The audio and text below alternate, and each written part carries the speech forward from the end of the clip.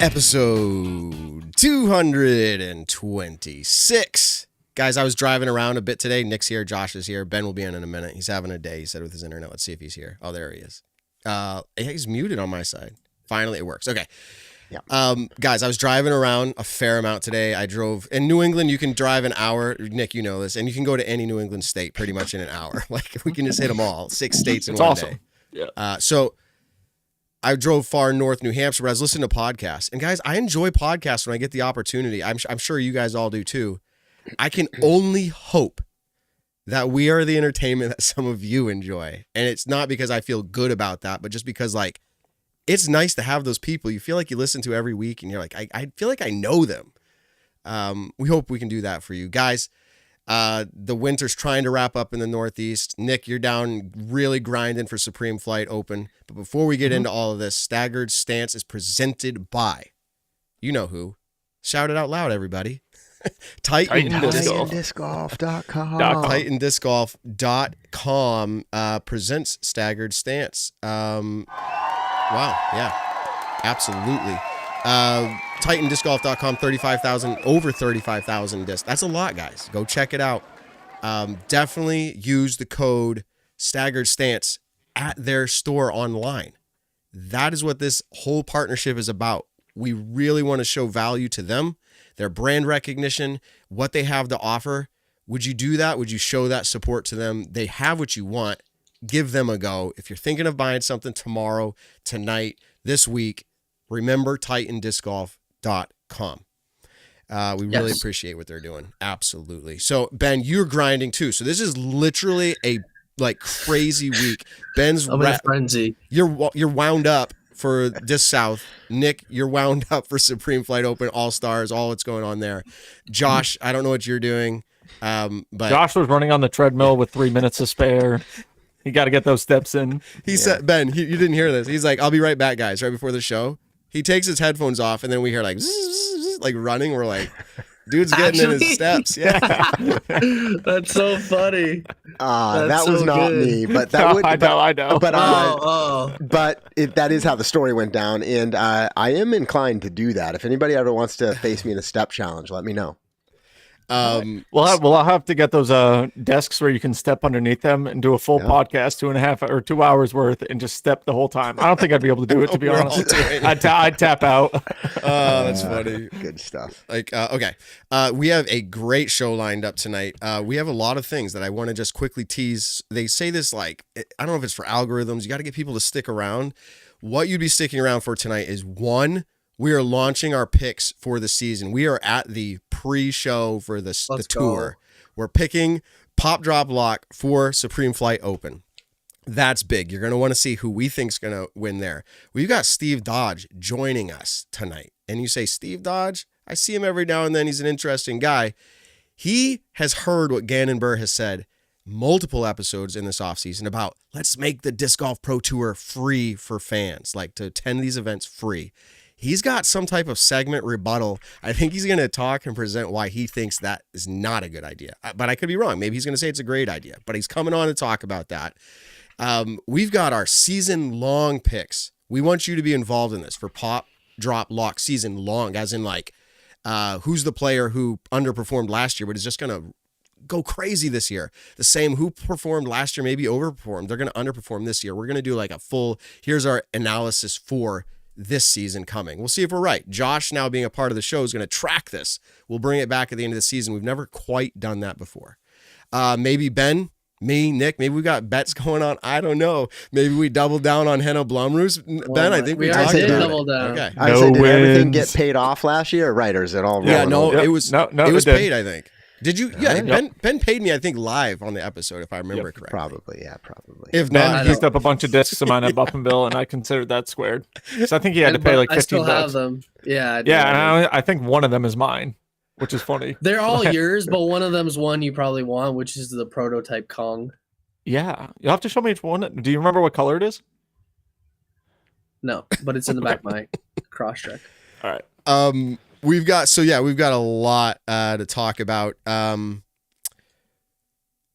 I'm already excited to talk about it. Like, how are the bag switches going to affect player? Like, we're just going to talk about, this is it, guys. This is the season. In fact, if you're listening to this right now and it's prior to the kickoff of the Supreme Flight Open, which is Friday start. Is that correct, Nick? Friday start. Friday start. Okay. Yep. 3-day tournament. So you got to be listening Thursday evening. What you need to do, 1, because it's fun. 2, because you have a chance to play around with Simon Lizotte at Maple Hill this coming November. If you win the season-long standings, Pop Drop Lock, everybody. PopDropLock.com. If you go there, you will now see at the top a season leaderboard. You can now see, and you want to know what's fun, Ben, while we're at it? If I click 2024, because season 2024 is there, and then I click season leaderboard, right? Guess what, Ben? Wait, let me check. What? Let me check. Everybody, check. Right now, we still have the nicknames in there. You're Ben the blue ant. He came in second place. Ben, you came in second out of every user. Wait, what? I didn't over know the that 2024. And guess how many users there were? way. Just to put it in perspective, there's 1,138 users. That's how many people played. So, dang. So, I did not know that. And guess who got third place, Ben? You. Yes, by 15 points behind, or no, 25 points behind you. I'm still like, I don't know what the right word is, perturbed that 1 week you didn't submit it, like, but your picks still worked. I was ripped. I was at Beast Games. Yeah, that's what happened. It was the Beast Games when I went to go compete. Wow. If his picks that he wanted to submit went through, I think I beat him, but it is what it is. So this year I'm coming for rules are rules, right, man? Rules are rules. The rules are rules. You know what's funny? Contributed in my favor. Yesterday, I think it was yesterday, my second oldest son, Tanner, he was talking about like, hey, Dad, who are you going to pick, this and that? And then they brought up, they listen a lot. They brought up one of the episodes and they said something about picks weren't right or something. We were talking about it and they're like, and Ben said, rules are rules. They're like, they know rules are rules. So yeah, that was a good debate. Rules are rules. Matt, tell everybody, because we're having fun here, but like, why should they get in and how are they going to do it? Yeah, so it's easy. Again, popdroplock.com. You literally just, it looks kind of funky right now. It's generic, but it is us. So put in an email and it will ask you how to create your password through an email like submission. It will say, confirmation, the normal thing. Whole shebang. Once you're in, you'll have an automatic user profile created for you. It gives you a creative username. We're working on different options for that, but right now that's how it is. And then, like, when you get in, it should auto start at 2025. There's a little tab for it. If you're on your phone, you got to click the menu. You can confirm it. But 2025 is where it defaults. And you can see a list of all the events for the season that we will be playing this game. You will have an event leaderboard as well. So there's event stand, like did you win the event with your picks? And then it's going to cumulative the season long. So you can see both of those as well. That's new for this year. And your picks. If you do the best over the whole season, you win a round with Simon Lizotte at Maple Hill. So again, by Thursday evening of this week. And us. That's right. And the creator. Yeah, and the creator of Pop Drop Lock, Dave Schreck. So let me say the date out loud. February 27th. I think technically you have until like 6 a.m., 7 a.m. Eastern, I think, before the women tee off to get it in, but I wouldn't wait. So if it's the 27th evening, get it in. At the very least, get it in. If you miss this week getting your picks in, you're not out of it. I think, frankly, the most consistent person, like there's weeks Ben got negative points and he still got second. So like, if you miss a week, you're already better than Ben on one of his weeks. And he got second. So you have a chance. Get in on this. It's going to be super fun. A few things that I just want to point out before we get into actually making our picks. And I know I've been talking a lot, but there's a lot to get out here. Ben, we made a new rule. If you while you were off, like trying to get your internet fixed, if you pick a player to drop, this one I think you agree with. If you pick a player to drop, you're like, hey, I think I picked, for instance, like Cat Merch last year. I was like, oh, she's going to drop this week. I just feel it. She was dropping. She was down at the bottom of the leaderboard, and then she DNF'd. I'm not saying she did it for any reason besides she felt like that was the right decision, but she DNF'd. I get 0 points just because she dropped. I kind of feel like I called it. It happened. Instead of awarding 0 points, which was the wash last year, we're saying you will get 10 points for a DNF pick. So if you pick a drop, and they DNF, you get 10 points. That's not as much as you could have got, but it's not nothing either. So you'll get 10 for that. Dave, if you're listening, we need you to code that quickly. A DNF equal, if they picked it and drop, a DNF equals -10. And then one other, Ben, and this one was slightly brought on by you. This was though. I thought I was safe. I thought when I heard drop, I was like, "Okay, I'm safe." This is it, and I promise I'll move on after this. This doesn't necessarily happen. Nothing specific triggers it, but if a majority of the show, so that's 3 of us. If 3 of us think that there is something that's not right. Like, let's say a player's average is not correct. Somehow, some way, it's like something really skewed it. So someone was injured for 4 weeks, but they were playing. And so let's say they were 70th through 4 events, and then they get better. They get their surgery and they rehab. The next events don't seem quite fair. Everybody's just going to pick them.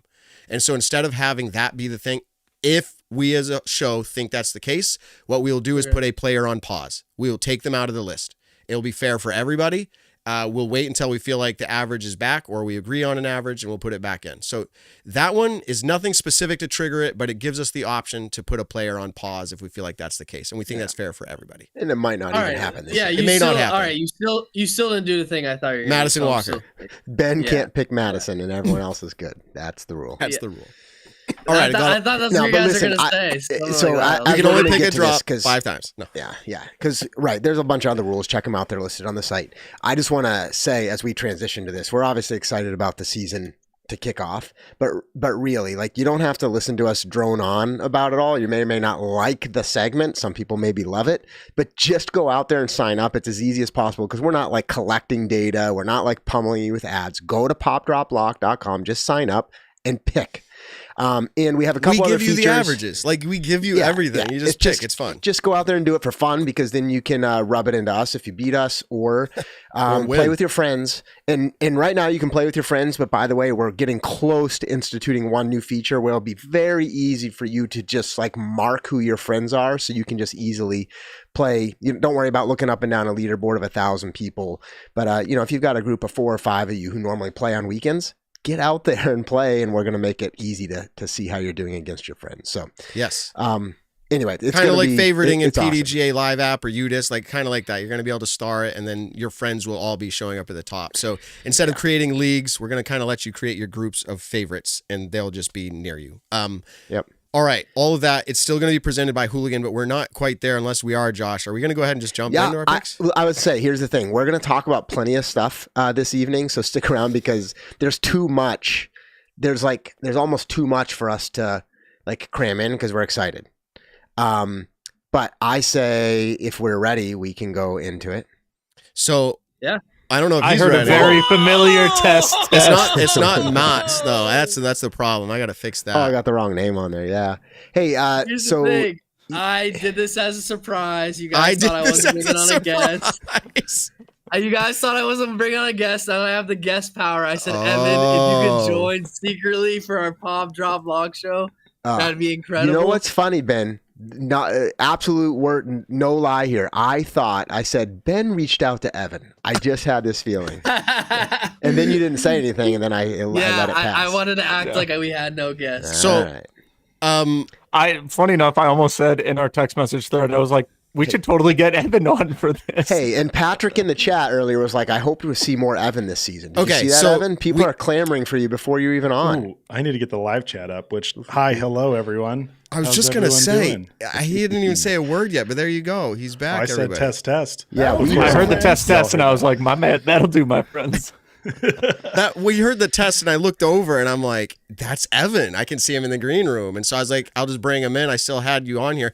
I will say, we're jumping into picks, but we're just going to let you be an analyzer, if you will, an analyst, because I took you off of the picks, dude. You're not I there anymore. I gave him all the notes anyways. That he's not about secretly. He's not. Yeah, he's not in the picks, and that's okay. He's just here, Statmando, PDGA. He can laugh at our picks. How about that? Also, we'll just go with that. So let's jump right into it if we're good with it, Josh. Yeah. Let's start with Supreme Flight Open. We're going to come back and talk about the whole season.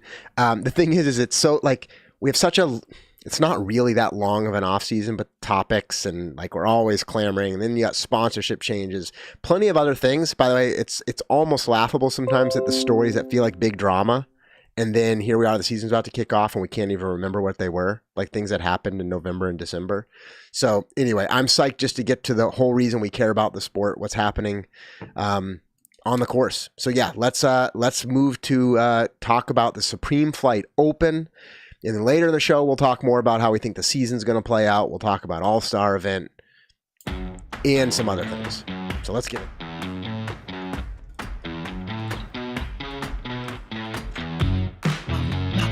All right, Hooligan Disc presents Pop Drop Lock. This segment, every single time there's a Pro Tour event or major.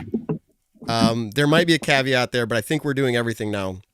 U.S. women's and all that stuff. Throw Pink is in there, so pretty sure that's accurate, but we'll let you know. Buy Hooligan Disc. Every time you play this game, you have a chance to win a prize from Hooligan Disc. They will ship it to you. We'll reach out to you, all that stuff. So, again, sign up, play. You can win weekly, or you can win the season long of Simon Lizotte at Maple Hill and the rest of the show. Massive prize. It is a massive prize. I kind of hope I win. Right? Simon, you and me, bro. All right, so let's get to it. Nick, you're up first. We haven't done this in a while. Here we go. Yeah, oh my God. I know. That's points from last year. Sorry, I didn't mean to do points from last year. Oh, yeah, get my negative points. I don't know if you can read your own on screen, but it's there. It's there. I can for the most part. Let me just move my head over there. Okay, I'm going to start on the FPO side. And for my pop in FPO, this is the first. Ooh, super clear now. Thank you, Matt. Yep. Taylor Chokek. I think that's how you pronounce her last name. Diste, the D1 athlete from Oregon. She was killing it out in New Zealand to start the year. Evan, how do you pronounce her last name? That's a great question. I thought it was Chosick? Oh, that sounds Chosick. more right than Is it what I was gonna Chosick? guess, so Chosick I don't know if it is. Okay. I'm just It's telling one you of that's those. what I think. Taylor Diste. Taylor Diste. She's awesome. All right. My drop, funny enough, and it's just strictly points based, but I'm going to take last year's Chess.com Invitational winner, Evelina Salonen, and put her in the drop column this year. Just strictly, she has such a good average. I'm just hoping for some points. And then for my lock, I think Paige Pierce is going to take this one down. So I'm excited for it. And then going on to the MPO side, just won an A tier recently. We just had him on the show recently. Grady Shue. My drop is Kyle Klein. And literally, I know Kyle Klein actually just shot like 12 or 13 down on video at the course recently. So I think he can play it pretty damn well. But kind of just hoping for some points. And then my lock, my homie, Simon Lizotte. Really hoping that he can kind of start the year with a fresh win. See how the offseason training went for him. But I'm super excited. I get to witness all this in person. So I'm hoping my picks are, I'm going to casually be watching and, rooting and unrooting for people. So I'm excited for it. Yeah, and you'll be there on the ground, right? So I will be there on the ground. Yep. All right, switching to my hooligan hat for just a little bit. Actually, I wear this a lot. I wear both of them a lot, so I got to keep calling for the hats. But I am literally super psyched because almost maybe not the first time, Nick, but you and I do not have any of the same picks. That's that's rare. Yeah, that is very actually rare. Yeah. Although somehow I got third place last year total season, and you got like 80th, so I don't know how that happened. 75th. Okay. So I'm going with Pop. This is crazy. Is this a rookie, Evan? Ryan Mon? Is that a rookie? Is he a rookie? I am very positive that he is a rookie. So I'm picking a rookie. I don't know if he even played any Pro Tour events last year. No, Am Worlds, Am guy. Yeah, US Ams, all that stuff. Junior Worlds, he won a lot last year. But I am picking him as a Pop player. I could be wrong. His first event, maybe a lot of pressure. But he's averaging fairly low at 76 with his events. He has enough Pro Tour events to have an average. But I'm just hopeful somehow, some way he pulls off something here. So that's Ryan Mon, everybody, the brother of Jake Mon. That's also been on tour for a while. My drop pick. It's a little crazy here, but I'm saying Ezra Aderhold to drop. And that is a lot based on last year. I'm not saying this course really gets under his skin or in his head, but last year he had a bad tournament down there at Olympus. So I'm just thinking maybe it will happen again. And then a lock, Gannon Buhr. I'm kind of not rolling the dice with this one. I was like, kind of need to come in. Right off the rip. Yeah, right off the rip. I need to come in with some points. I need something. This season matters. I got to beat Ben. Pop for FPO. This one, again, I'm not surprised with your Paige Pierce pick, but we tried a lot last year to get her. in that scenario, and she just kept kind of not coming through. So I was scared, but for some reason, I'm not as scared to pick Kona. I'm a little scared, but I feel like with her switch to Innova, she's feeling comfortable. And for her, especially, I think comfortability is important. Yeah. I'm not saying she didn't with Didi. I don't know that exactly, but this feeling of coming home, and she already won an event with the Innova disc, not on Pro Tour, but I think she's got something there. Lisa Fakis to drop. Lisa, to me, has, against the field that will be there, the wrong average. She's averaging 13. She'll probably prove me wrong. She'll say, look, I can do 10, 11, maybe 8. But I'm not going to lose that many points if she does, and I feel like the odds are in my favor that she plays underneath 13th. That's my pick there for drop. And then FPO lock, Holland Handley. Again, Gannon Buhr, Holland Handley, not crazy picks, but I am picking them both to lock. They'll get me some points, I believe, one way or another. And if they don't, oh boy, because I already used up. We said this last year. It's 1 of 5 times. So I already used both of them once. So, all right, that's it. Ben, you're up. What do you got? Is he frozen? Is he frozen? Oh, yeah. I knew he was I was gonna say. I was like, that was good. I knew he was pranking. All right. So my pop, we got Calvin Longquist. I'm pretty sure he did good here last year off the rip. He started doing good on tour, and pretty confident he's gonna do well the rest of the season. So his average, it just makes sense. I'm gonna drop Luke Humphreys. It's always my drop, just because I don't know, it worked out for me last year. So I hope it doesn't work out for me this year, because Luke obviously wants you to play well, but we'll see what happens. Ricky Wysocki is going to be my lock just because he's Ricky. Taylor is also going to be my pop because her average place is 45th and there's like 44 people in the field. So playing your odds. Seems like a no-brainer. I didn't even look at that. Dang.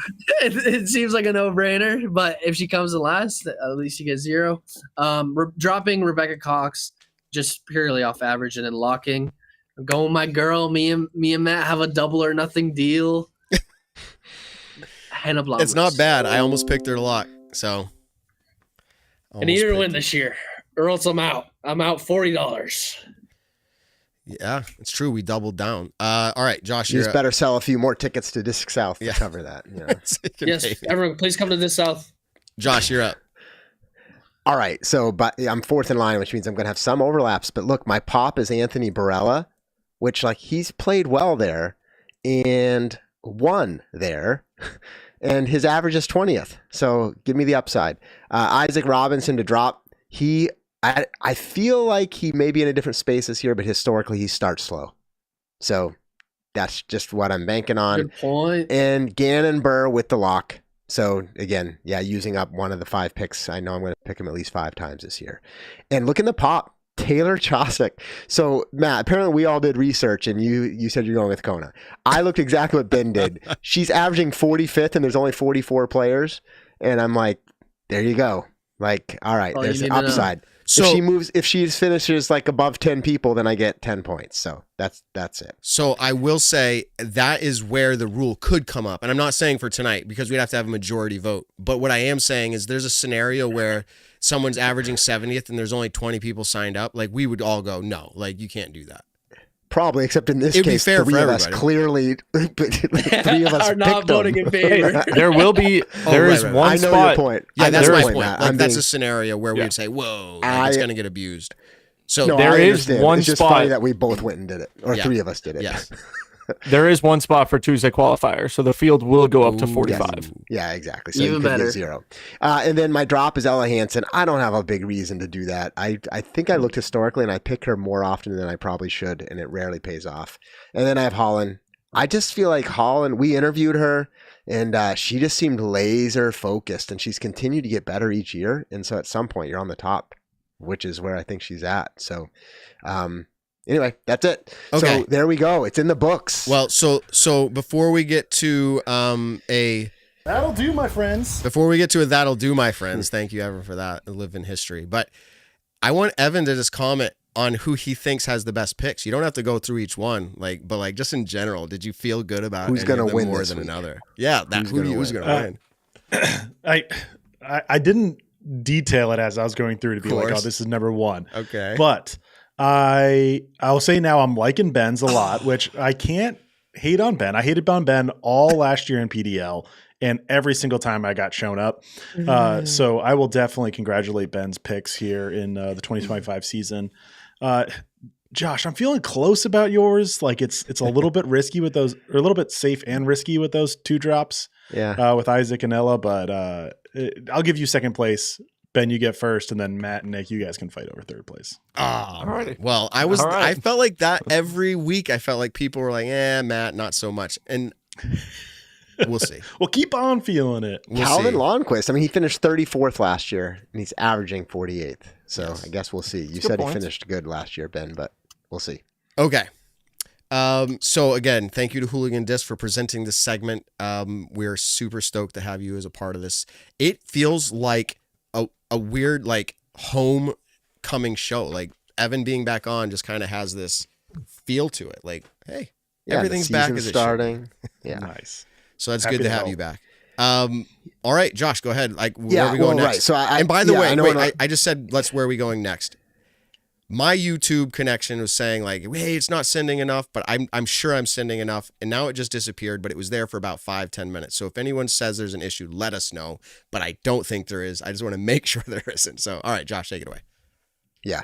And Matt, you let me know, because I know we also have another guest who may join us for a piece. Yes, we have someone in the green room. All right. Well, so we can also do that. Okay. You want to do that?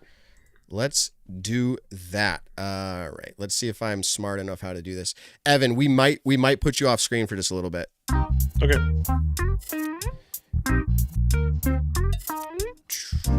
Welcome to the show. If I did everything correctly here. Oh, why does it say Kevin Fodry? You're not Kevin Fodry. But I will fix that as you talk. So welcome to the show, Steve Dodge. How are you doing, man? The number one best dressed. I feel like disc golf personality, the best dressed in all of disc golf. You run the number one disc golf course in America. How is it going, Steve? It's going very well. I'm glad to see that Kevin Fodry is the best dressed man in disc golf. Thank you for that intro, Matt.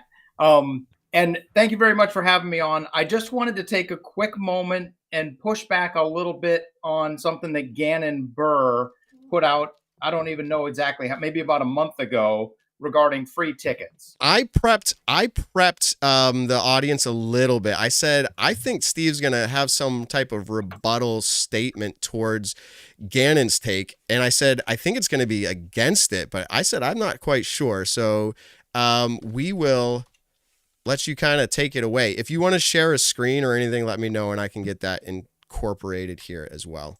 But I got your name fixed. Yes, you did do that. Steve Dodge Maple Hill was fantastic. I want to start out by saying that Gannon's take overall is correct. The goal of getting more spectators to each of these events is really important. And it is, I would argue, the most important thing that we can do for the pro side of the game. And yeah, I did go ahead and put together a little presentation here. So when you share it, I got to do a quick copy into our show. So go ahead and, okay, right. I see the share. Hold on a second. Well, you can talk, but I'll get it in there as we go. Okay, let me go over here. I got to hide something here. Disco Tech. Okay.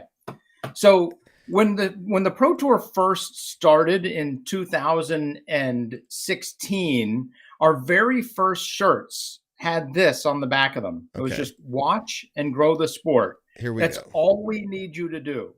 Watch. That was basically a call to all of the spectators. The one job in disc golf that I would never, ever want is the one that Jeff Spring currently has. He has 5 different groups pulling him in not necessarily the same direction. He has the media who wants access and unique content. He has the venues, which is where the courses are. They want to build their brand. They want to build their infrastructure. He has the players who are looking for better payout. They want safety and they want to build their own brand. He has sponsors and vendors who want ROI and want to, again, build their own brand. And all of those rely on spectators. So the spectators want amazing experiences. Once you get the spectators there, Gannon is absolutely correct. Once you get the spectators there, the sponsors will come. The players, well, let's see what happens to everybody else. But so Gannon says, let's get some free tickets. And what he's saying is, let's take less revenue. But what he's not quite thinking through is that's going to impart higher costs on the events. There's extra infrastructure, there's extra security, there's extra staff. There's a lot of extra things that go into each person that shows up. So in addition to having less revenue, you also have higher costs. You also have a lower perceived value by the person coming to the event. And I'll just give a quick anecdote about the staff at the MVP Open by OTB. The staff, up until pre-COVID, I should say, the staff just showed up and they got their shirt and they got some food sometimes. During COVID and beyond, we started charging the staff. And what we've seen is the staff takes being on staff much more seriously. I'm going to say 98% of the staff show up when they say they're going to, as opposed to when they're not paying, maybe 70 to 80% show up when they say they're going to. So a much higher percentage shows up and they get better stuff. So, and better food, and it's all better every which way. But what's actually happening is it has a much higher perceived value because they're literally buying it. And if you give away something for free, it has no perceived value. And I'm going to go ahead and just say it. I think Gannon, I think Ricky, I think Ella, I think Paige, I think Kristen, I think all of these players have value. I want to pay my $10, my $50, my $1,200 and go see them from whatever seats it is that I've got. So in addition to having less revenue, higher costs, a lower perceived value, we're also going to get a worse fan experience because if it works, you have more fans on site and they can't see around each other. So I get what he's saying. More fans equals more sponsors. So on the top bar here, that's when we just have more sponsors.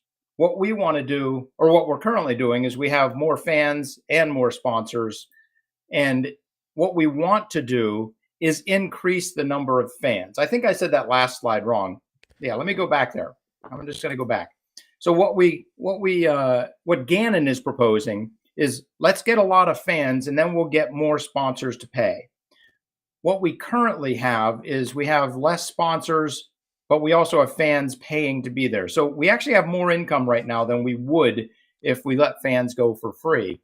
What we want to do is give fans a bigger reason to be at these events. And then we get more fans and more sponsors and everything can grow better.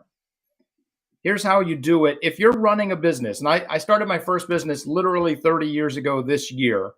And when we had a dip in sales, what we did was we decreased the price. That's the easiest way to increase sales.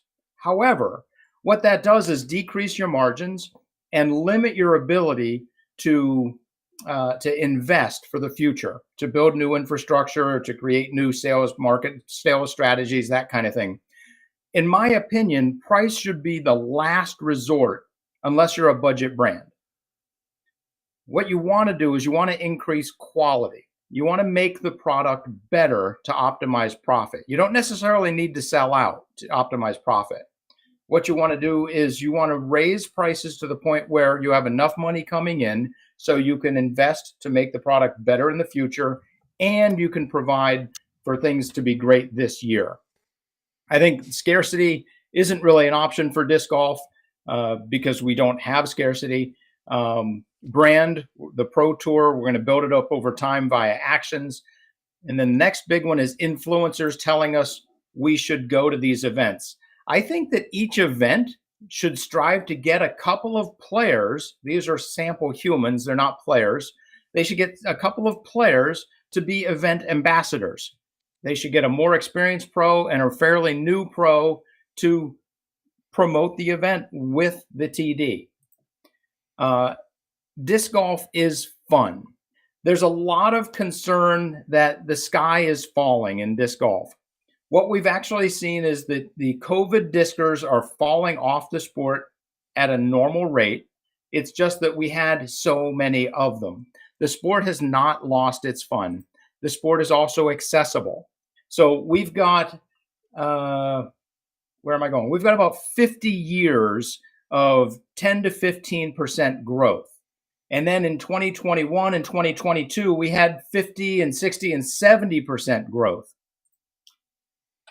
But, and those people are falling off. I'll show a chart after this, but I wanted to touch on the fact that disc golf is getting more and more accessible. We've had over 3 courses per day put in the ground for 5 years straight, 2019 to 2020, all the way through to 2024, including 1,165 courses put in the ground last year, according to UDisc. Thank you, Josh and Matt, for this beautiful chart. But here's the real thing. PDGA membership right now, or at the end of 2024, was sitting at 126,132. Before COVID, we were sitting at 53,000. And if you anticipate 14.1% growth, just like we'd had from 2010 to 2019, and that just kept going, we would have been at 103,000. Instead, we're at 126,000, even with a 3.5% drop in growth of PDGA membership from the previous year. All we need to do is turn that around a little bit. I'm anticipating we get about 3.5% growth in the PDGA this year, and then that jumps to 7.5% next year, 10% the year after, and then we're back to our 10 to 15%. The sky is not falling. Disc golf is rebounding from its COVID boom, and we will be growing again. So the idea of giving tickets away, I think, is premature. We just need to watch and grow the sport. And that's the entirety of my presentation. Wow. That'll do. That'll do. That'll do, my friends. That'll do, my friends. Now, listen. First of all, I botched your intro and I feel horrible. Like, I wanted to welcome you to the show, like, in an epic fashion. And I'm like, yip, yip, yip, yip, yip, yip, yip, yip. Okay. Like, and I had your name wrong. That's not respectful, right? So what I'm going to do is I'm going to pop you off and I'm going to redo the welcome that you should have gotten it. Whether you say so or not, we're going to do it that way. Boom. So okay, we're gonna. And here we are. Staggered stance. Yeah, I see somebody in the green room. I think it's probably this is the backwards way to do it. We've never done this, but this is great. This is great. So we're gonna welcome to the show, everybody. Hey, look at this, Steve Dodge, the #1 best dressed person in all of disc golf, operating the #1 disc golf course in all of America. Steve, welcome to the show. Thank you very much, Matt. This is the best intro I have had today. All right, cool. You're used to it, man. You're always wearing a suit jacket when I see you. In fact, I think it was at the end of the MVP Open, the last day, people all over Maple Hill were wearing their suit coats, me included, walking around at the MVP Open. That was super cool. A tribute. Is a tribute an okay thing if someone's still alive? It's a tribute, right? Like, that's fine. It was a tribute. Yeah, hopefully not a memorial. So I think tributes are more than okay if you're alive. I think we should do it more often. Awesome. So that was kind of fun. We did that. We've never done that before, a re-welcome, but I felt like, man, I had a lot of buttons I was pushing and you did such a great performance with that segment. I was like, man, I was going to say, you clearly didn't throw Steve off. That was like a stump speech, like Steve at the end. We're all like holding signs and like, what are you rolling for? Yeah, I don't know. I think I'd largely agree. Largely means there may be a few exceptions that I need to think about, but like, I do think, yeah, I mean, you presented a great perspective on it all. So maybe I'll have a rebuttal on a future show. But even though I think I agree with 90% of what you said. I would love to know what, even just the little things. People come to Maple Hill and they just say it's amazing. And that doesn't do me a lot of good as far as improving the course. Mm-hmm. So, Josh, the 1 or 2 things you disagree with, I want to know. Yeah. I have to think about it. But like, for example, in the chat, some people are suggesting, well, you can give away free tickets strategically, right? Like, is that viable? Like, yes, hand it out to 100%. some community groups or whatever, and get them there. Yeah, I will say I had notes, and because of the way I presented this, I wasn't able to see my notes. But that's a great point. That is one of my notes, which is give away tickets to high schoolers and even middle schoolers. I added the little caveat, and maybe this is just me being cheap, but I said with a paying adult. This ticket gets you in, but your mom or dad has to come too. I like that. I mean, I feel like that's also a safety thing, right? Like well, most places, true, most places you're, if the kid is under 17, like, right? Like most places make you sign a waiver, parent, whatever. I mean, I think that's Steve, completely acceptable. But what word did you just, like, I actually don't want to put words in your mouth. Did you say maybe it's because I'm cheap? Did you say that? Yes, I did say that. You did say that. All right. So like, maybe that exact example is like, maybe it's a little bit cheap, and that's where I would disagree. I'd be like, yeah, in reality, if you, to Nick's point, maybe you need a parent with a middle schooler anyway, right? That's not a problem. Yeah, I think that's a good idea, not to drop a 12-year-old off. Yeah, right. But I mean, I'm around some of these live events, and if you had a way to get this is a big number, but another 100 high schoolers in there, right, who, and everybody else is like paid, and they experience what it's like. Like, I just think that it continues the growth of like that snowball that we're all like rolling, right? So this is why I said I largely agree, because in reality, I think you were more or less saying that, but I just think that's the part to kind of really call out. I mean, Gannon's take was a little off the cuff, and I think he said, no paying for tickets and no wooded courses, and I think both of those things, at a bare minimum, are not correct when taken in isolation. And also, and we gave him an opportunity to follow up at the Expo show. He did reiterate one thing. He's like, I'm not saying I don't like woods courses. Like, I love them. That's what I like. But he was saying he didn't feel like part of the growth strategy necessarily included as many. But yeah, I mean, you go down to the USDGC Winthrop, and you hear kids like cheering and screaming as they're learning from Jay or Des or whoever's doing it at the time. They literally bus in, like, bus loads of kids and teachers and everybody, specific day. It's interesting because part of me feels like I'm glad kids are learning here at this event, but you're hearing it. It's a different field of the day. But yeah, so that's an opportunity. Anyways, I think that was great, Steve. In fact, we'd welcome you back for more segments in the future with any takes you have. I know you were doing like daily disc golf. Yeah, but so if maybe Steve starts coming like this, then I'm going to start building presentations too, just so you know. So, Steve, I was cutting you off. What did you have something else to follow up? I did. I want to say right here, I will pledge to give all Leicester middle school and high school students a free pass to the MVP Open on Friday. Cool. And it'll work out nicely because Friday is a half day at Leicester schools. So they'll be able to come all afternoon and not miss any school. I'm pretty sure. I pledge. Awesome. I pledge if Leicester High School wants to have me to do an assembly on disc golf, giving out these tickets, I will be that man, and I will show the kids how cool disc golf is. Because I lived in Leicester all my life, and I never knew about Maple Hill, and I wish I did. There you go.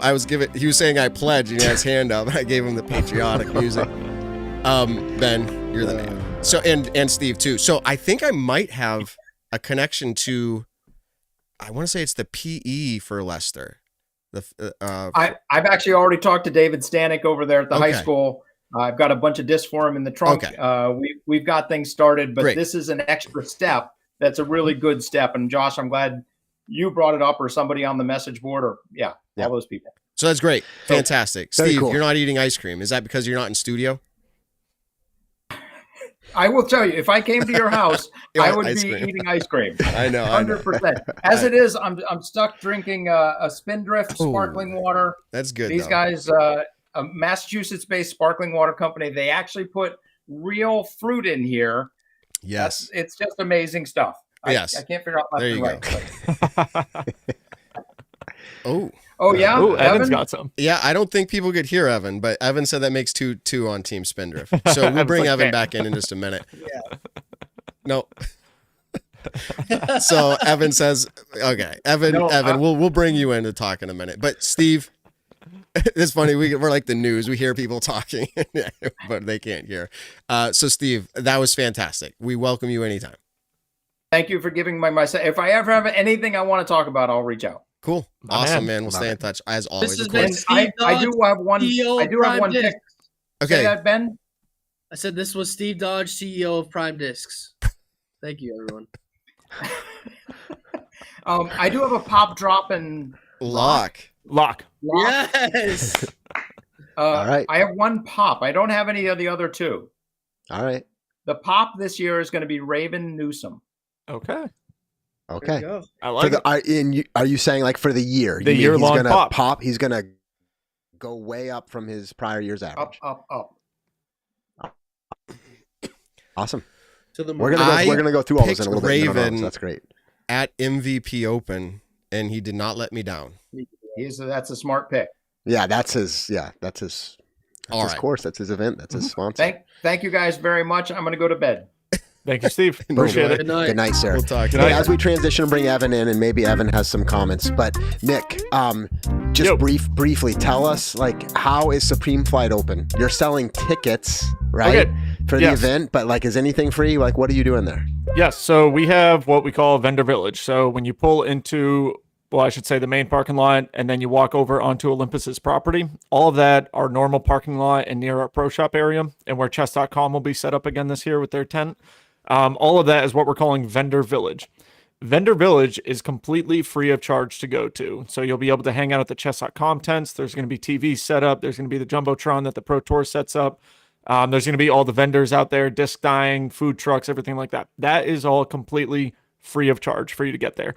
Parking might cost you money. I actually have no idea how they worked out that deal this year. So that might cost you a couple bucks. But anyways, when you want to go watch live disc golf, if you do not have a pass that you bought online, you can go to one of the 3 entry points to the course from Vendor Village and get a general's admission. You might be able to buy all the way up to VIP. I actually don't know on that part, but you can buy a day of ticket and then go and actually spectate live disc golf. So if you're just hanging out there, you played a game or two of chess, you're like, you know what? I'm sick of watching this on the TV. I want to go see some of these players shred the course.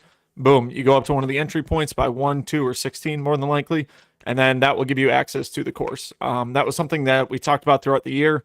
One of the things that I wanted to do, with everything else going on, we didn't get it done, but I also wanted to make Vendor Village kind of like a carnival area for like kids to come in, put up like one of those basketball hoop games. You sound like Steve Dodge back in the day. Do you remember the Vibram Open? Like, oh yeah, when he used to do all the games with Flying Festival? Is that what it was? I think something like that. Yeah, and I wanted to, that basket that swings back and forth, stuff like, just have fun mini games for people to play, hang out and enjoy it. Bunch of food trucks, if you're over 21, a couple beer vendors, hopefully maybe some cider vendors, and just to have a good time. The whole point was to, with the Florida Tourism Board also on board with this, obviously here in Brooksville, Florida, we are showcasing it to the whole town and surrounding towns. We want everyone to come check it out, and then they'll be able to, if they, like I said, if they want, go out and buy a GA ticket. And so we're hoping that, we'll see some cool stuff with it. Cool. I am told that Magnus will not be there. Now, I don't know if that's like really public news. Yep. I saw Josh from Overthrow posting it. And then Dogs In I says have your not best watched. Dogs In. I did not watch him on Rogan yet, but I do plan on watching him on the Joe Rogan show version. I have, and literally since chess.com sponsored whenever they announced, like whenever that was, and then we talked about it some on our show, like I just got hooked on chess, and my YouTube algorithm is almost entirely chess, and then some disc golf mixed in, and You're still doing chess? Oh, I play Evan, 4 or 5 times every day. Do you day. do chess still? I know you were in it for a while. I played a game with Josh recently. It was during the expo, pretty much. No, that was like once in months. Yeah, that was about it. I do the daily challenges. Like, wow. Some days I do it all 7 days a week, and then I probably haven't done it for like 2 weeks. But like I'd say pretty commonly, I'll do the daily. Chess.com I have not played in a while. Chess.com. Nick, make sure Paul tells Magnus that we're still talking about it. Yeah. I literally play every single day. They're awesome. And, the whole chess.com, the whole chess.com crew, everyone that comes out for the event, they're all incredible. The CEO, CCO, and then the staff that comes out and sets up. It's a very, very fun experience. We've got the big chessboard pieces. We've got a bunch of tables set up with chess. It's, like I said, it's very fun. If you are in Florida and you want to come hang out, please come out. It is going to be great weather this year as well. So we're super stoked about that. Evan, you made it down to Florida last year. Is that right? Yes. But not this year. Not this year. Not in the plans, unfortunately, because it was a blast last year. But yeah, I'll cherish those memories.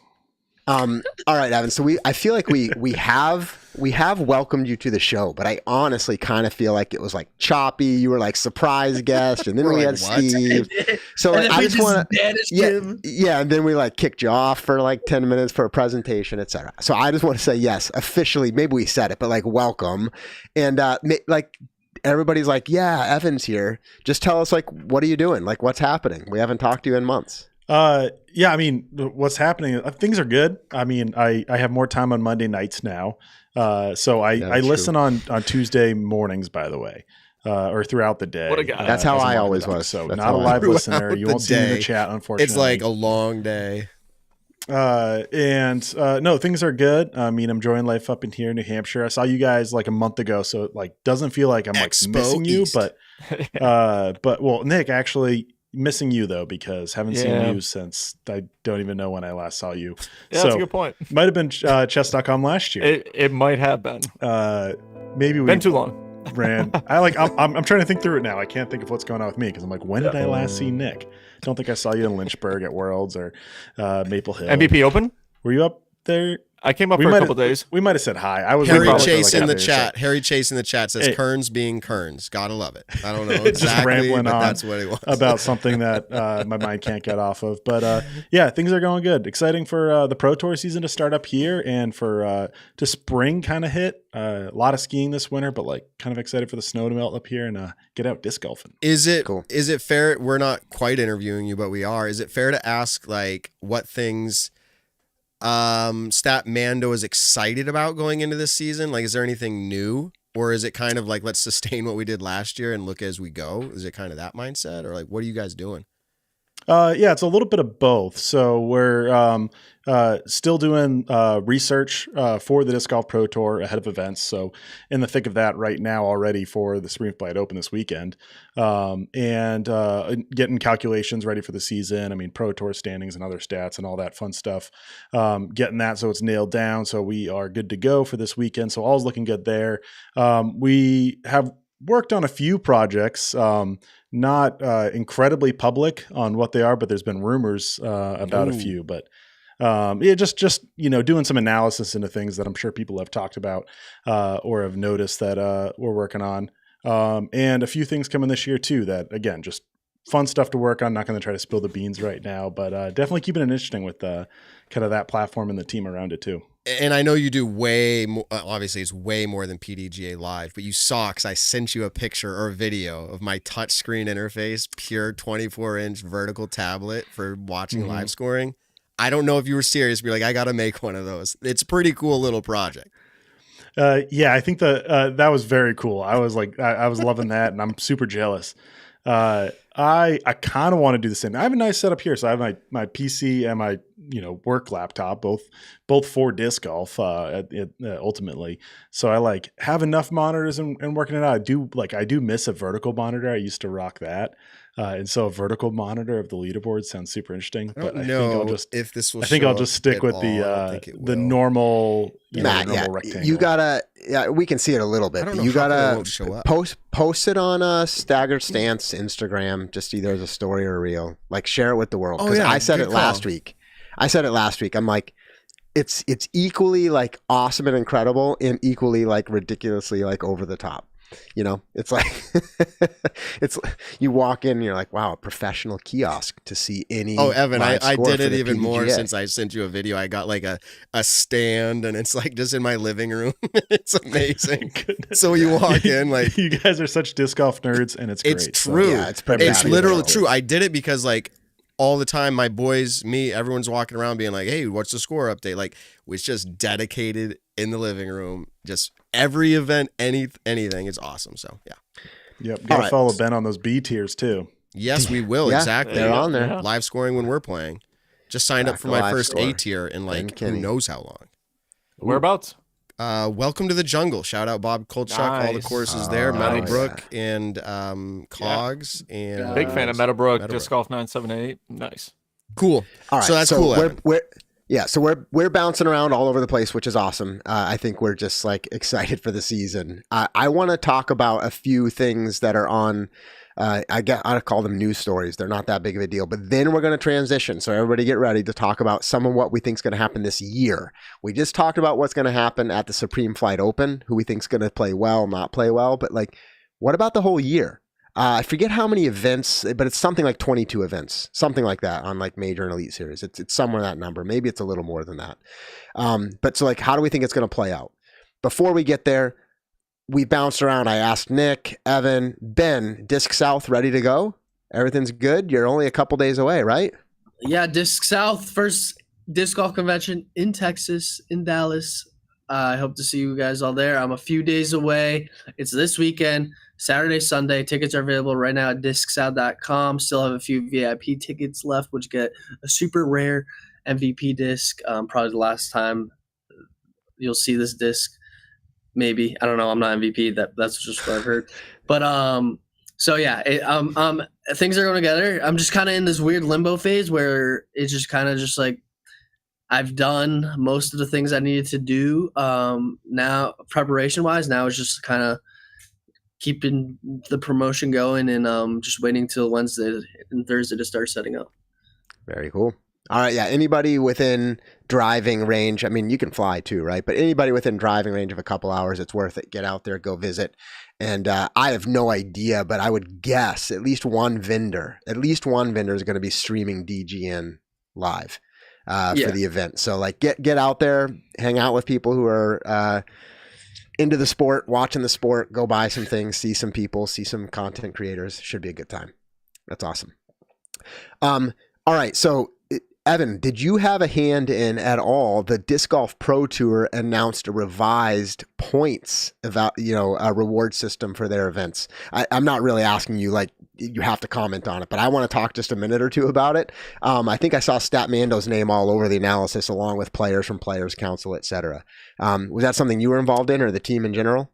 Yeah, that's a good thing to bring up. Yeah, we were mentioned on that article, so that is known. But yeah, I did a lot of analysis into kind of what the point schemes were historically and how different ways, whether getting more aggressive or less aggressive to the top, to the middle, to the bottom, wherever it was, and how that would shake out. And worked with the Pro Tour in order to come up with this new point scheme for 2025, or I should say point schemes, because that was with the announcement that there is one for MPO and one for FPO. Yeah.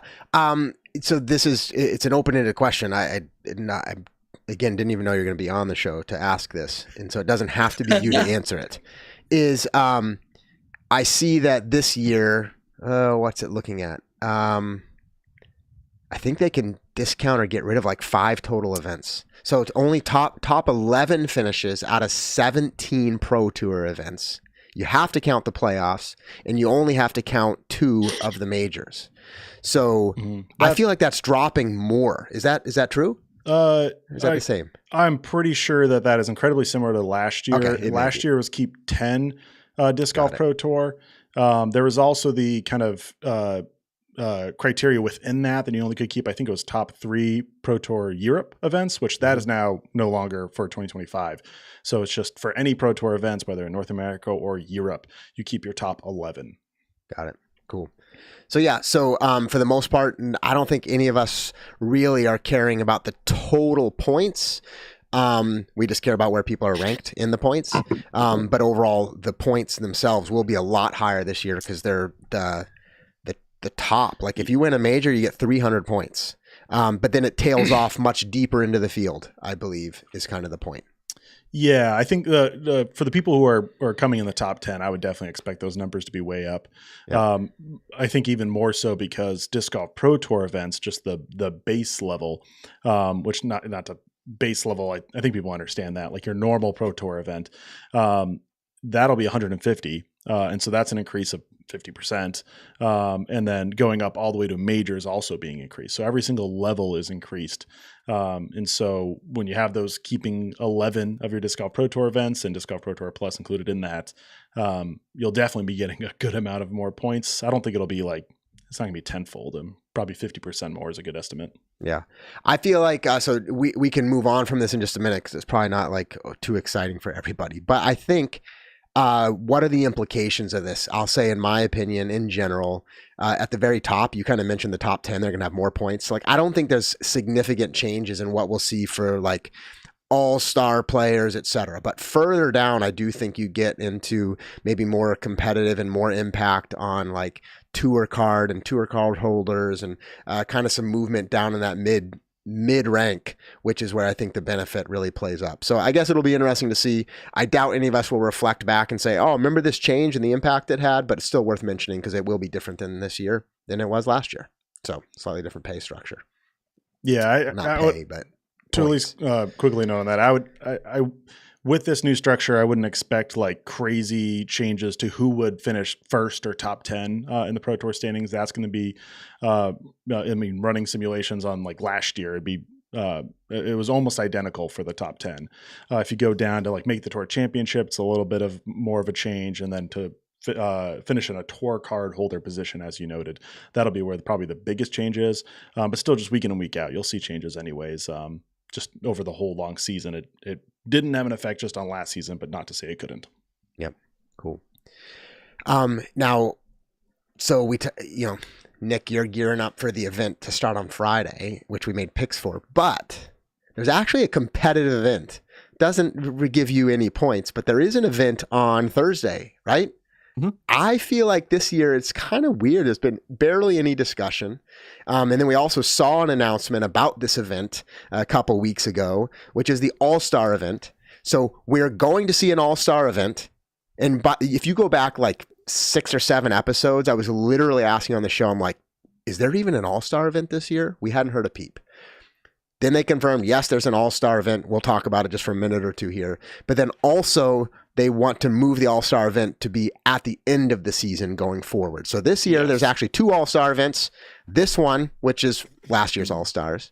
And then there'll be one in the fall, which is this year's All-Stars. I think... Any reactions to that before we talk about what this All-Stars event is? Yeah, I think they wanted to give credit to the all-star players of last season for sure. Like, that's why they had to do this one, like this week. Otherwise, in my head, I'm like, man, there would have been nothing wrong with just being like, hey, we're going to start doing it at the end of the season. The only downside of that was you didn't give credit to the players who won it last year. So I think they had to do this, but part of me was like, just move it to the end of the season and be done with it. Let's just do it there. But I'm okay with it if they're kind of thinking it's going to be revamped and feel better at the end of the season. So yeah, we'll give it to them. They've tinkered with the All-Star format, I feel like, every single year. All-Star's a tough thing for any sport to deal with. Like, you just see this all across like every sport, and some seem to nail it. There's different varieties. So I'm actually fine with the Pro Tour continuing to tinker with it, as long as it's not something like ridiculous. It's like, yeah, keep playing with it.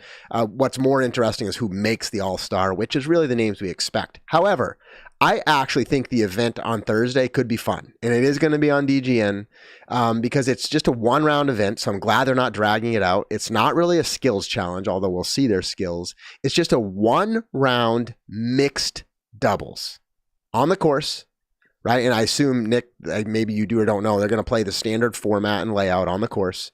Yeah, to be honest, I actually have no idea what they're doing. I know what they're doing. I was just presuming the course is the same layout. I doubt they're tinkering with that. Yeah. And basically the first 9 holes are alternate shot doubles. And then on the back 9, I read that backwards. Best shot doubles on the front 9. So that's what we often play when we play doubles, and then alternate shot doubles on the back 9. So I don't know. I think that could be fun to watch. Plus, we haven't seen these players for the most part play competitively, and the fact that they've got mixed teams, which is kind of fun. So, like, MPO drafted pairings. You have Gannon Buhr with Rebecca Cox. I'm not going to go through all of these, but Ricky Wysocki with Haley King. And I think we've all been perplexed a little bit with like Haley King this offseason, meaning like not a lot of clarity on sponsorship. right? I don't even know if we've seen anything that's really clear.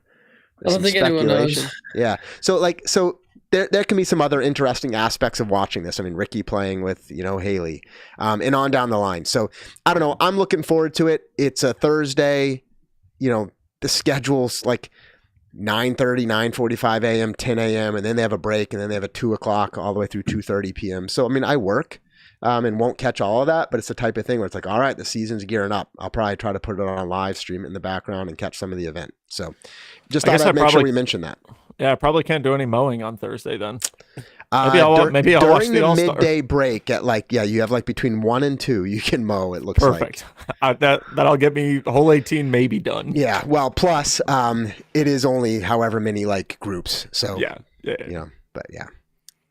So hopefully they don't tear up your greens or anything, put divots in the lawn, whatever. Yeah, we exactly, are put all that grateful that Evan surprised us tonight. I think that was fun, Ben. We wanted to have him on, and sometimes in the stress of us building out a show all week in our regular jobs. By the way, I was thinking of that today. We all have regular job. I say regular, whatever that means to anybody, but we're not in disc golf like Evan is, and he gets to do disc golf all the time. We're doing our thing, and then we're putting this all together. So it's cool. Evan, you made it to the other side in that weird transition of you're making stuff for disc golf, and then you're in it. We're going to let you go here in just a minute, but what is that like, man? Has it been awesome? Has it been fulfilling in a disc golf? You're doing your work and it's disc golf. Yeah, well, first of all, Nick works in disc golf as well, so yes, that's true. Me too. Ben, I feel it's a minute away from transitioning to disc golf full true. time. All I right, don't know what the exact percentage is on him, but while appreciating those comments, yeah, I mean it's incredibly fulfilling, and it's you kind of forget that the day to day is about disc golf. It definitely is a lot of normal job stuff, of course, but then you have to sit back and think and oh, this is all fun because it's for disc golf. So yeah, definitely a blast and enjoying every minute of it, and just excited to do cool stuff at the PDGA and keep on pushing everyone forward with it.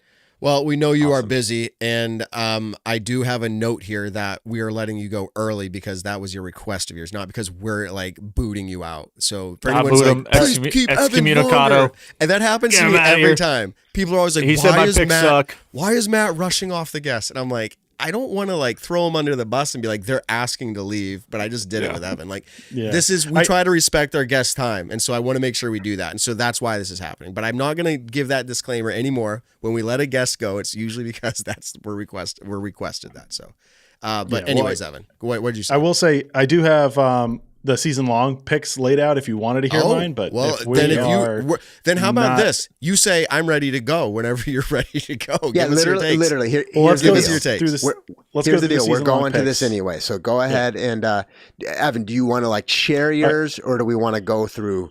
Well, I have the full rundown that presumably you gave everyone, and then Ben gave to me, thankfully. Thanks, Ben, for sending that over. Right. That was my one requirement for coming on. So I got all the answers for all that you wanted to cover. Yeah. It is a lot, though. Yeah, we don't have to go. We'll see if we get through all of it, but I can definitely hit a good number of them. Let's start. So we're just going to get into it, and then Evan, literally, right? You you can either feed it to us or bail or whatever if you're loving it. So here's the thing. Also, I'm going to say, as a podcast listener myself, picks and pick type conversations sometimes eventually drone on. So we don't have to drag this out. What I would be interested for each of us as we go through different things is if it's just an obvious pick, just share your pick. But if you have a unique perspective or an angle on it or why you're picking or whatever, that I think is insightful so that other fans and listeners can kind of react and think through that. So we did our pop, drop, lock picks for the event this weekend. But just for fun amongst us on the show, let's do season long ones and we'll revisit them at the end. So let's go through and do, pop, drop, lock for the season. And I don't know of another way to do this because our website doesn't exactly capture it. So I'm literally looking at Statmando's 2024 in major and elite average. That's what we'll use. And then we'll see how they finish the year. And for the lock, because you're not just picking one event, you're picking who do you think is going to win the most events. Like that's it. And if there's a tie, like if 2 people win 3 events, whoever had the highest overall average is the tiebreaker. So just really simple. We're not going to talk about this every single week. We'll come back at this in like September, October, and kind of see how we're doing. All right, Evan, you want to start? Like, just tell us who do you got like popping and locking and whatnot? Yeah, I'll go through the whole thing. I mean, the easy ones first. I'll go in reverse order. Is start with my locks. I feel like you kind of have to pick Gannon Buhr and Kristen Latt. I mean, there are a few other picks. I get that, especially depending on the number of events they play, but feel pretty confident with those. NPO pop. I'm going Eagle McMahon. I had him as averaging just under 30th. So it's not like he's going to have that wild whole leaderboard pop, but I think we all look at Eagle season last year and you're like, yeah, he's going to do better. He missed the top 50 4 times, and I'm going to put a bold prediction here that it's 0 this year. I don't think he misses the top 50 once, which, knock on wood, it's not Supreme Flight, and right away I'm wrong, but I do feel pretty good about that one. And then NPO drop, I'm going Chris Dickerson. He was so consistent that it feels like just a small step back is possible, even if he has some better finishes mixed in, just a few more bad finishes. I mean, he was 88% of the time was in the top 20, which is insane. On the FPO side, I went with Emily Weatherman. This one was really tough, FPO pop. I feel like now seeing your Supreme Flight picks, you guys might all pick Diste. But Emily Weatherman averaging 18th. I feel confident that she'll finish better than that. But the problem is, like, if she finishes with an average of like 8, it's still only 10 points you're getting. And then drop is Owen Scoggins, pretty similar to Chris Dickerson. She only missed the top 10 once all last year, so it's almost like a terrible pick. Because if she only misses it once, it's kind of hard to bring that average lower, as in worse. But I feel like, averaging a 4.45, I feel like she'll go higher than that. Yeah. All right. So whoever's got anything, because Nick, I know you also have to bail in a little while. So just a little bit. Yep. You want to go? You want to share what you're thinking for the season and tell us why? Yeah. And if you've got any overlaps in names, you don't have to elaborate. Who do you got? So we're pretty much, are we picking just the pop for the year, or are we doing kind of like pop, right? Drop, lock? Okay, so my pop for it's funny. There's so many good players out there right now. There's so many people that I want to see do well. But realistically, Luke Taylor, I think, is going to be my pop. He had a fire end of the season. Like, Luke Taylor's one of those kids who I think could potentially get his first Disc Golf Pro Tour win this year. Just out and about. Taylor for the FPO side as my pop for the year. I don't 100% know how many events she is playing. So I know she didn't play a ton of them last year, but I mean, if I go on her page right now, she signed up for a pretty good amount of them already. So she's going to be my pop player. My drop, it's really hard to say like who's going to be a drop for the full year, especially with so many back swaps and everything like that. Let's see. We kind of touched on this when we were talking about who's in the top 10, who's going to get out of the top 10. Like, to me, yep. James Proctor had such an incredible season last year, 2 massive wins, one of them being a playoff event at the MVP Open. I think James Proctor is kind of my drop this year. I don't think he has as good of a season. And then, let's see, on the FPO side, gosh, I'm not like 100% prepared. It's all right. We can come back to it. There's so many good players. I can run through some if you want. Well, I'll go. Yeah. Run through a couple of years. Okay, so I have Braden Sides as his pop season. Now, I almost picked Simon Lizotte, believe it or not, as a pop season. It's just he was off last year, even with a win, just his average performance, because that's what we're looking at here, right? Statman to average. Yeah. So I feel like I almost went with Simon, but I'm going Braden Sides. I think for I've been looking at his performances, maybe a little bit of the off season, all that. I just feel it's feeling based. It's hard to know, right? It could go one way or the other, but I'm kind of feeling it. So then this one hurts a little bit. Chris Dickerson season drop. Now, last year he flew underneath the radar and actually, I feel like, performed really well. Like, I think he have it as an average on here. I don't see it in front of you. It's like 11 or somewhere in that range. 11, yep. Yeah. And man, does that hurt anybody else to say a drop? Like, first of all, you're like, man, I didn't hear a lot about him last year, but wow, he did good. So he could do the same exact thing. But I just feel like, man, I don't know how long you can do that. He's talked about health things over the past years. I don't know what the condition is, but I just don't feel like it's going to be a continued 11 or better. Katrina Allen pop season. That's a fun one to pick, right? Who feels good about that? I feel like based off of what, pregnancy, childbirth, the whole thing that goes along with it, her feeling off about her game coming out of or into the last season, all of that combined, and now being at a new place kind of in life, it could go either way. Again, I'm kind of feeling it for Katrina Allen. It'll be neat to see her name in there at the very least.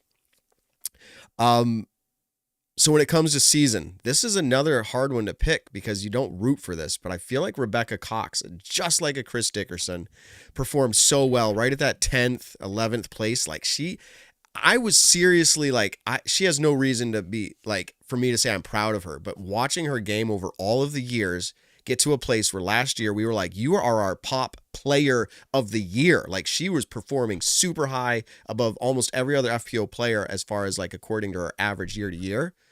I don't think she can keep that up. Maybe she stays the same, but I think she drops just a little bit. I have some of the players, Josh, you were asking about that might come from the outside the top 20 to in the top 10.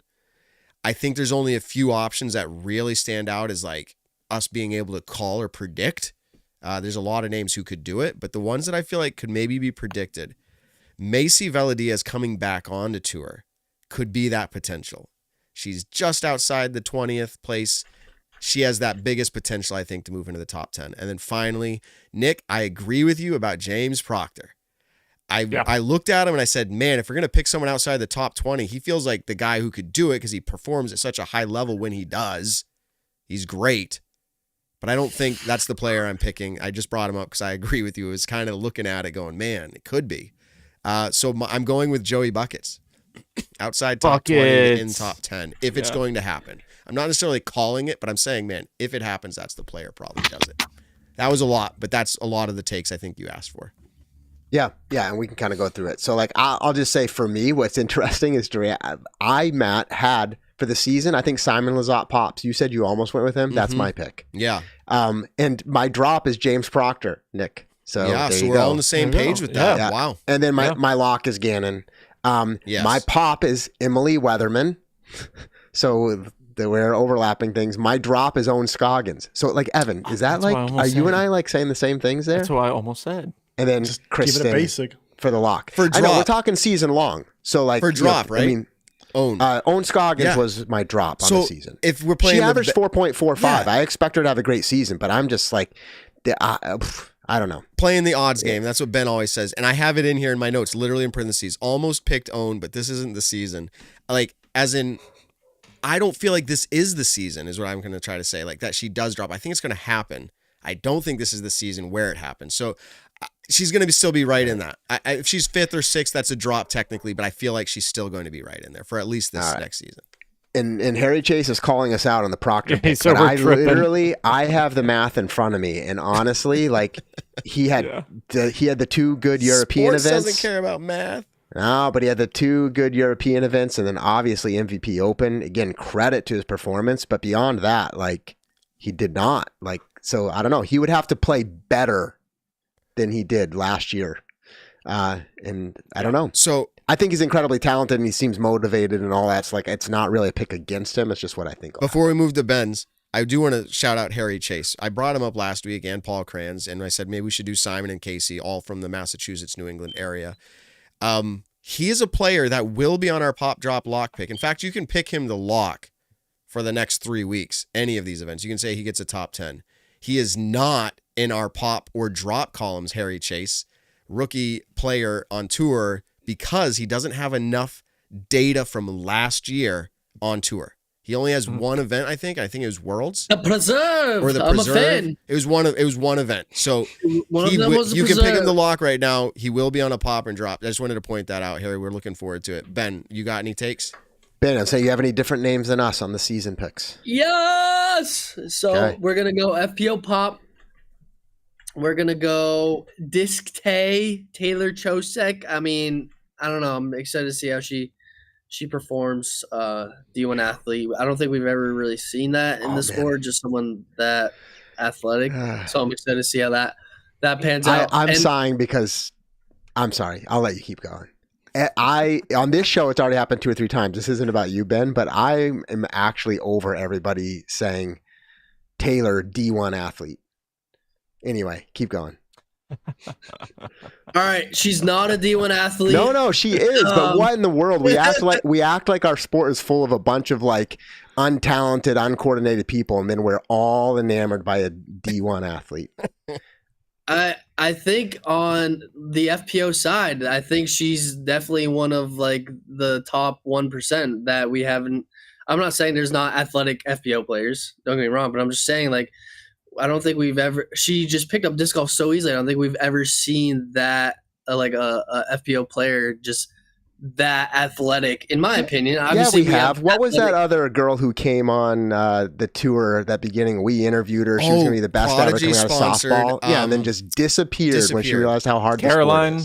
Caroline. Yeah, she had a back injury, but I think it was an injury as part of it. But yes, she did disappear, and everyone was super hyped on her. So anyway, hey, I want to actually be clear, Ben. I'm sorry. I literally like cut you off because here's the thing. It wasn't what you said. It was the tipping point of every podcast, every social media post, every Discraft and all their posts. And then like you were like the 45th time and I just couldn't handle 45 times. So it wasn't about you. Also like, she's not the only one, but Des Redding played softball in college. And I want to say it was like Northern Iowa. I'm going to start saying Des Redding, D1 athlete. Which I gotta check my sources there. I'm like Ella Hansen probably D1 ultimate. We say Dylan Cease MLB pitcher. Ultimate's not NCAA, so it's not D1. It's because we've never seen her on tour. That's why it's kind of like we're trying to set the precedent. Yeah. And I didn't mean to say that she's. You didn't say anything wrong, Ben. Don't. I didn't mean to say that she is the most athletic. I'm saying like she's like. There's maybe like 5 others you can name that like have similar athleticism. I'm just saying it's not really in the FBO scene so far that I've like. Well, let's see, because if she comes out and it's your pop pick and nails it, like that'll be an interesting story. Also, Ben, I think it's gonna be. Harry Chase is razzing you, by the way. I just had to throw it in there because we're all razzing you now. He says, Ben, Preserve was 2023. If he says you're a fake fan. Fake fan. I meant to correct him there, too. The only Major and League Series event he played last year was Worlds. That's right. Come on, Ben. I tried to tell you, but you said Preserve, and I was like, really? The funniest thing is here is I'm like, Ben, do you have any picks? Make it quick. And then we're literally just jump on everything you're saying, Ben. Keep going, please. No worries. All right. So go her the pop just because based on her average, not D1. That she'll win. I feel like she'll just like hopefully learn and maybe surprise us. Points. Pop for MPO. We're gonna go varsity athlete Cal Longquist. He was I don't know. I just have a good feeling about Cal. I'm feeling good. There you go. I feel like picked him for the first event. Yeah. And then drop, we're gonna go FPO Rebecca Cox. Following in my footsteps. Yeah, just because I hope she proves us all wrong because she proved us all wrong last year. Even though we didn't really say she was gonna drop, but she did incredible compared to years past, and I think that's why we're all picking her because it's like maybe it's tough to follow a performance like that. Drop, I'm going to Kristen go. Tatar. I mean Lot. No, I got to do MPO. Drop. I don't know. It's tough to say. I don't really have a drop. I guess I don't have a drop right now. I really don't. We'll go with. Come back to me on that. I got to think. Lock, I'm going Gannon Buhr. Lock, I'm going Kristen Latar. And let's see. MPO drop. I'm gonna see. I'm gonna pull it. I don't know. Kyle Klein. There you go. I don't know. All right.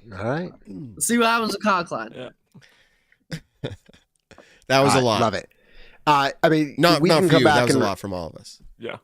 Yeah. No, exactly. And we're not going to just keep droning on. This is my point. Picks are tough. But I think we will have fun coming back and talking about some accountability here. So, Nick, you're not getting away with it. Did you No, I was going to say, I got to finish up. So, Kristen Lott, obviously, for locking in FPO. I'm going Paul Macbeth locking in the 2025 season. So, Paul Macbeth locking it in. And then I think I still had a drop in FPO. So hold on. So, what did you pick Macbeth for? Lock. All right, so you think he's coming Oh, yeah, home Is with the that win? a he's top locking 10 in. is what we're looking for, just like our I game? think I Nah, sense dude, some judgment coming. he is coming to winning a lot this year. He's All right, and winning. who'd you pick for lot. FPO? Kristen? Okay. Ben, you want to take a bet with Nick on Paul winning this year? I'm Team Paul, so no. Oh, all right. Oh, good man. All right, and so yeah, who was your And then I saw- drop for FPO? I still have a drop for FPO, right? Yeah, yes. Let us go.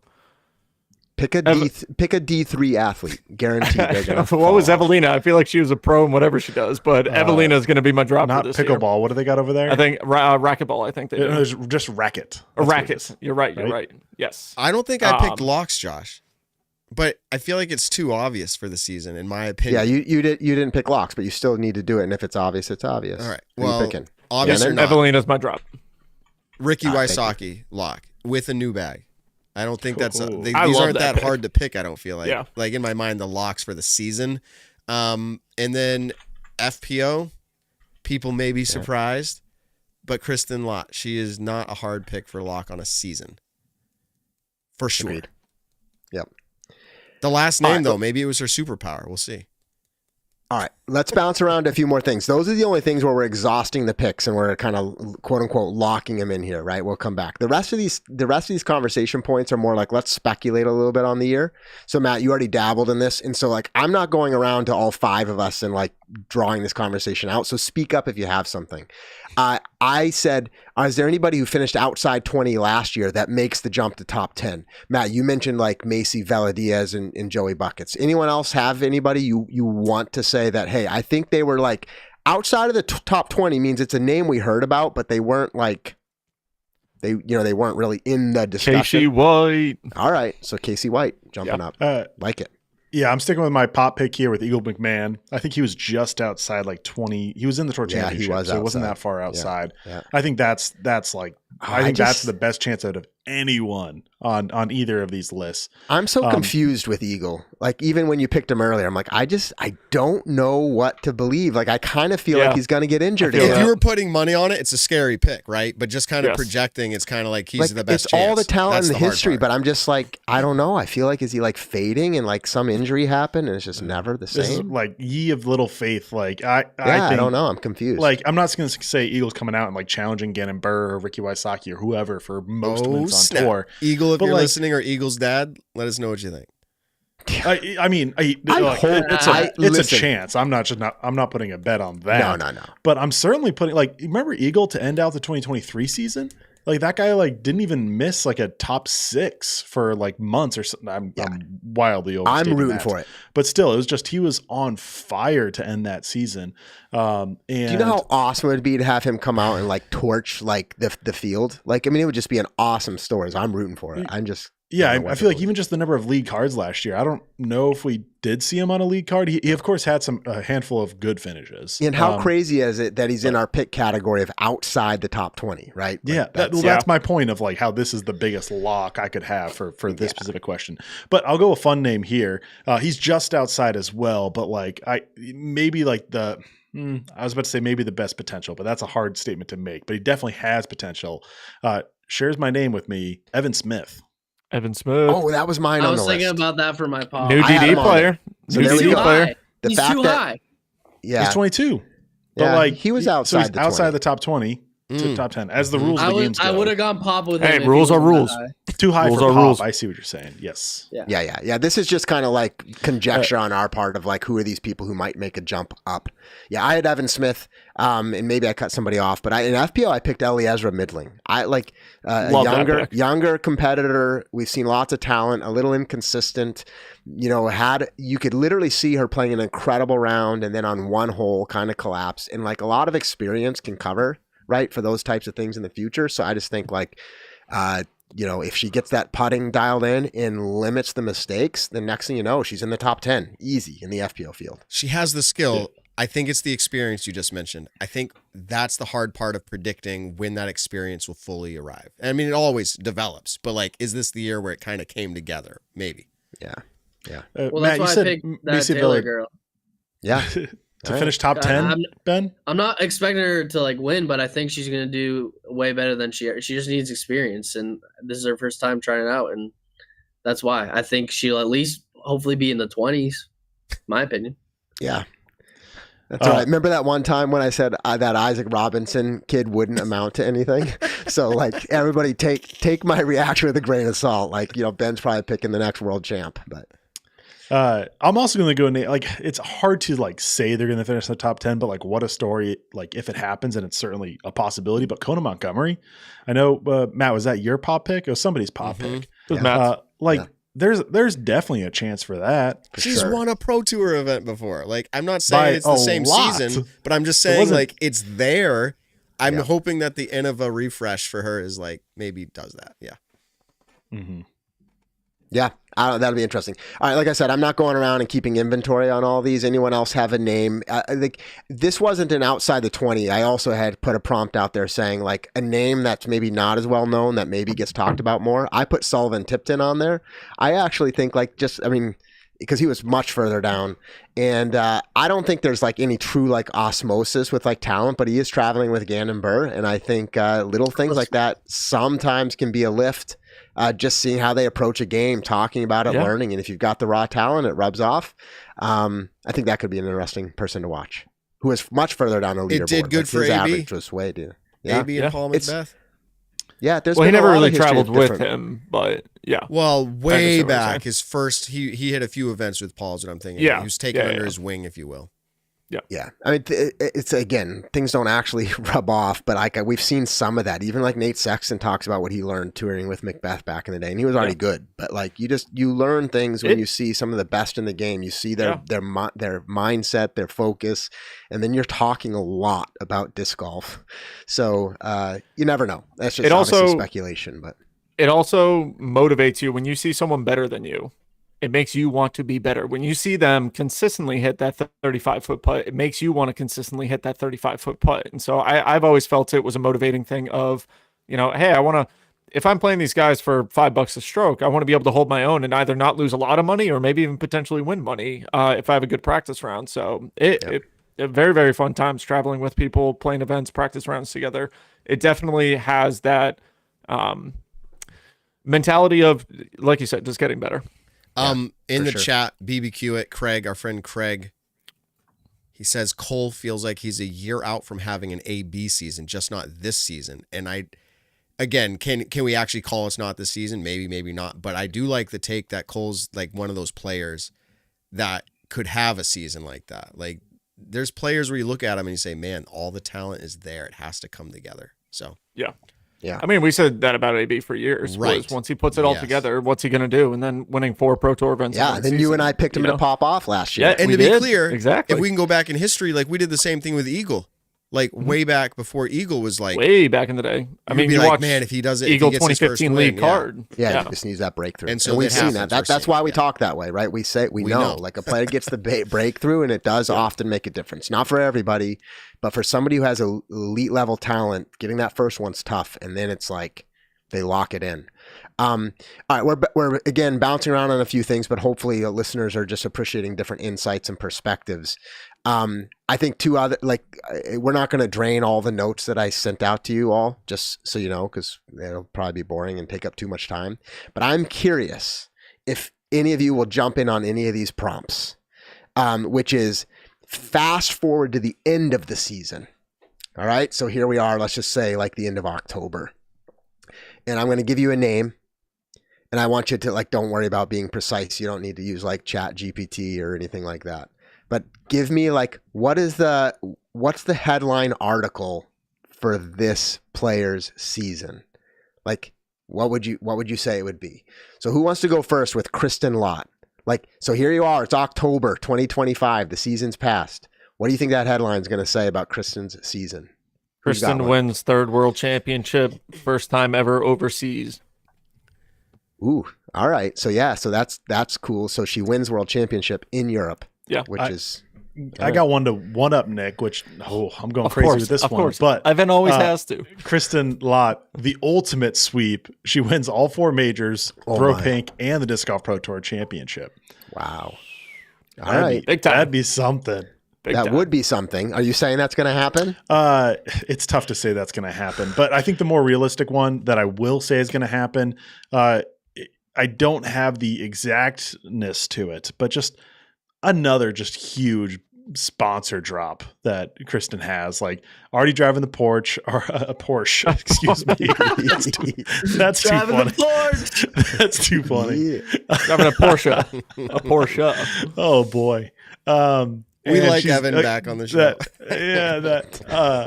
That notable Nike ad of recent. Yeah. I don't have it on. I don't know what it is. Like, I don't know what could be like the biggest brand that she could have an ad for, but whatever it is, like, it's going to be that. Like, I don't know. I can't even fathom it, but that's what it's going to be.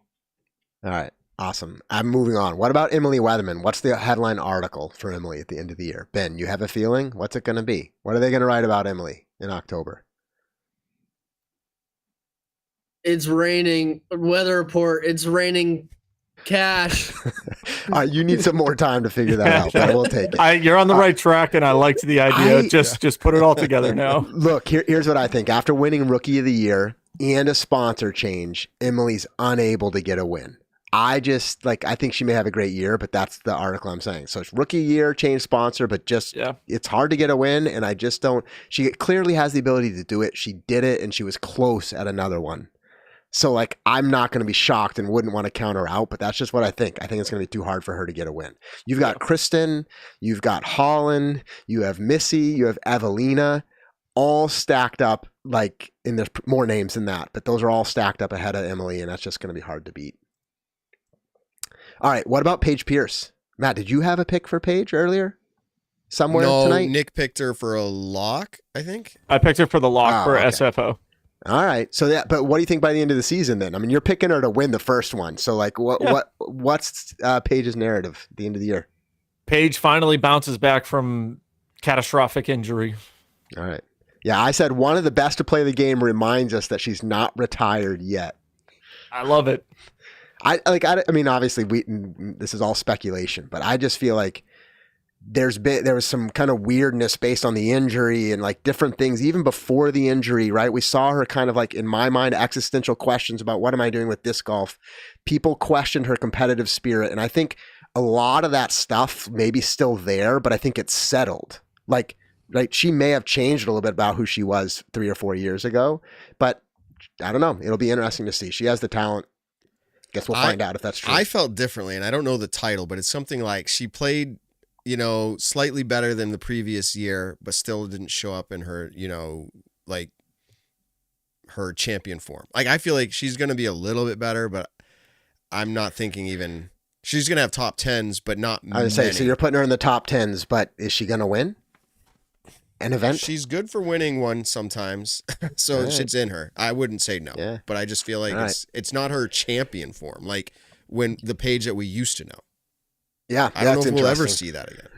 That's interesting. Well, her skill, we might see her skill level, but the question was her skill level of those previous years better than or as good as what we're currently seeing in the what FPR? The current talent. Yeah, because maybe it's like she is returning. Yeah. It's hard to know. I mean, we're gonna have to really just keep an eye. Yeah. All right. What about Ricky? Who wants to say, like, what's the story about Ricky at the end of the year? Well, he's my lock player of the year, so I'm going to say I've got a potential one. Bag change. So I'll just tell you. Go ahead. I said a late season even a late off-season sponsorship change. Ricky has one of his best years to date, but still misses getting a major. That's just like in other words, he's going to play incredibly well, but he's not going to win one of the majors. I'm going to say bag change doesn't weigh Rick down. He defends his top 3 average or whatever, something along those lines. He's going to keep performing. Yeah. Mine's the exact opposite of you, Josh. Right. Mine's going to get it. Wins first major title since 2017. That'd be a Discraft thing. I've been saying that for like 2, 3, 4 years now. Yeah. It's about time. It's about time for me to be correct and for Rick to get that major. Yeah. That's funny. Can I do like a futuristic post? Yeah. As in like, October 2025, Ricky will be the first $1 million career earner in 2026, like early 2026, because he's $170,000 away right now. So he'd have to have a Gannon Buhr season to hit it this year. Right. So I'm thinking like Ricky Wysocki, potential first 7-figure career earnings disc golfer. I mean, it's likely. Yeah. All right. What about Ezra Robinson? A lot of talk about him. All right. I got it. You want to hear it? Yeah. Peach Pirate can't find gold. No, He gets no wins, but he does look great on the season. How did you think of that quick? Did Josh text you what the names were? Oh, yeah, 100%. I asked Ben. I asked Ben to send me every single thing so I could prepare properly for it and look smart. And that was one of them. Because that was great. Once I thought of it, I had to go for it. I wasn't going into this saying Ezra's not going to win anything, but like, the odds technically are against him. Like to win 0 events in a season, like unless you're Gannon Buhr or Ricky, to win one event is usually under a 50% odds.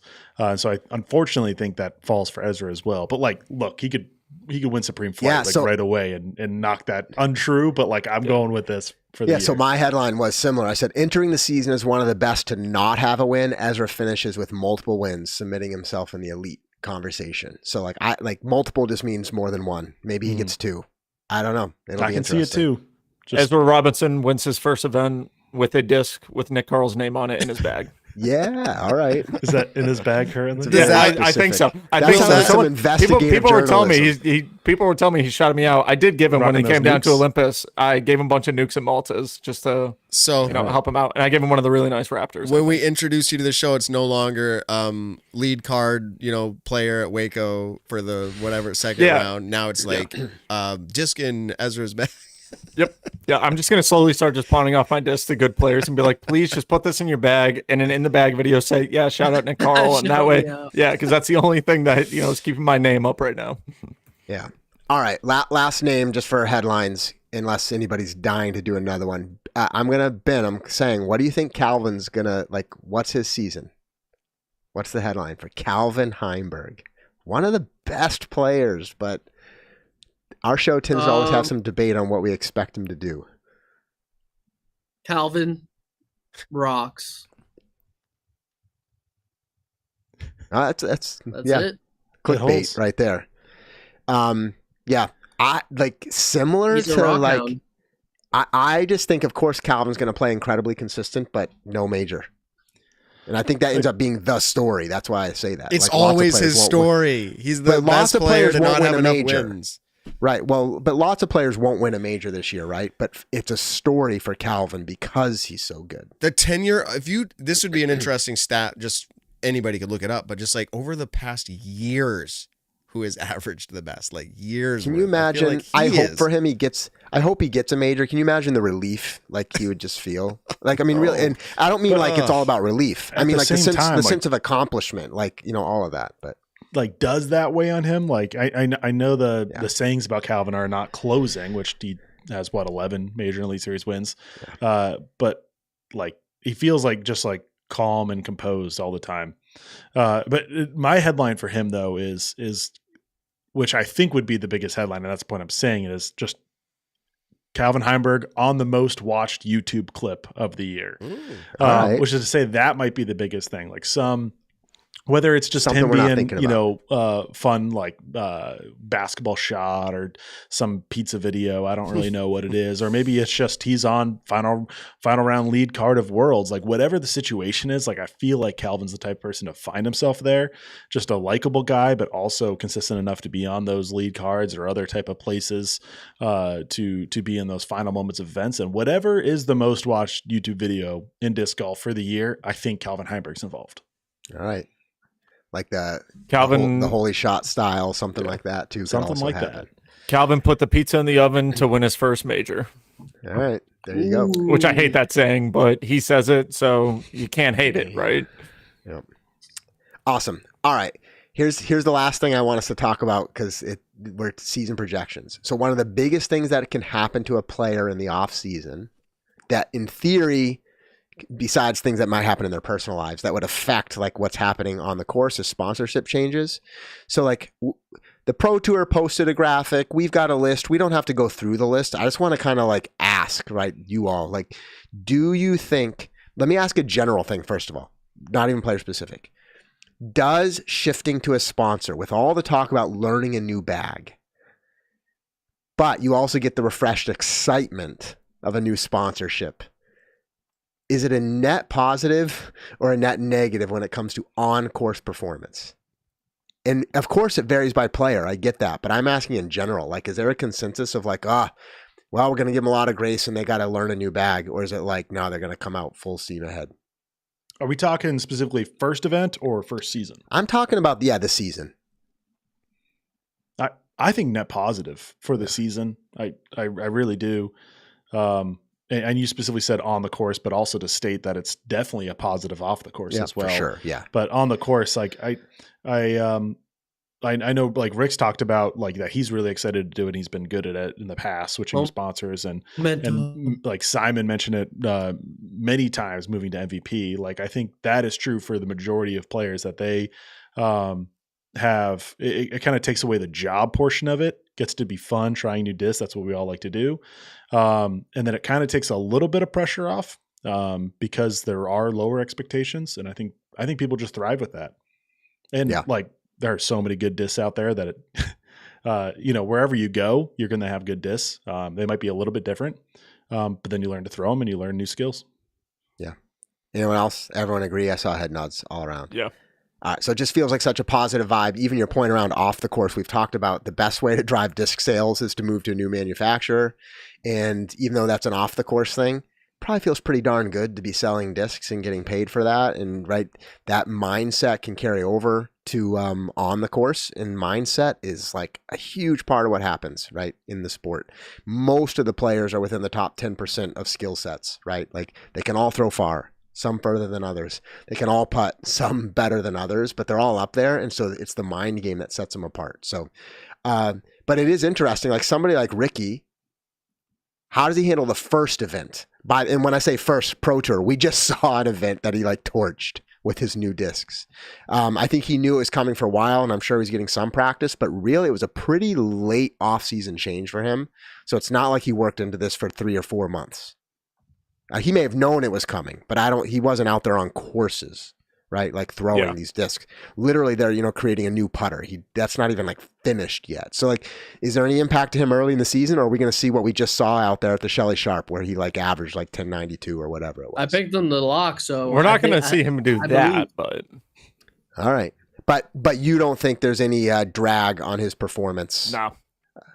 No, these players are too good to really allow. Like, who's the last player that we saw switch companies and we're like, wow, they started dragging?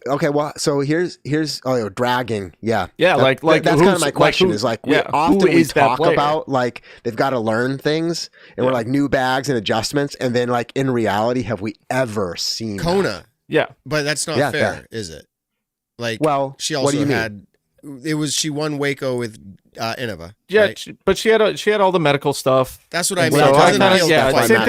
Same thing with like Eagle. Like it's tough to really say Eagle. Did he drop from Discmania to MVP? Yes, but he also had a massive shoulder injury that he was going through during, I think, the switch moves. And so, healthy players right now, we get to see Ricky. Is he going to drive? We get to see Isaac Robinson, Ezra Robinson. There are a lot of players that we actually do get to see. If they will just drag. said Isaac. I feel kind of like maybe that would be a player. It's kind of in my head lingering. I don't know. We'll see. I think it's potential, but these players are so year. Good that you could give them any disc company and they're all going to do good. Ricky's won with Prodigy. Ricky's won with Innova. He won with DD, and he's going to win with Discraft. Like he literally is going to win. The overstated cliche, which probably has some truth, or it's not even cliche. It's more like a metaphor or whatever. It's, what do they say? The arrow or the archer, right? That is always thrown out every time you see somebody throwing a new disc. But then what about somebody like Big Germ, who is likely, so Jeremy Colling, I'm going to say this, and maybe this is a take. He's not likely to be competing for many wins on the tour. But he's been very vocal. Now, granted, why would we expect anything less from somebody moving to a new sponsor? Of course you're going to state this. But it seems like he legitimately means that he's found some discs that he could not get at Innova that he says is going to boost his actual performance.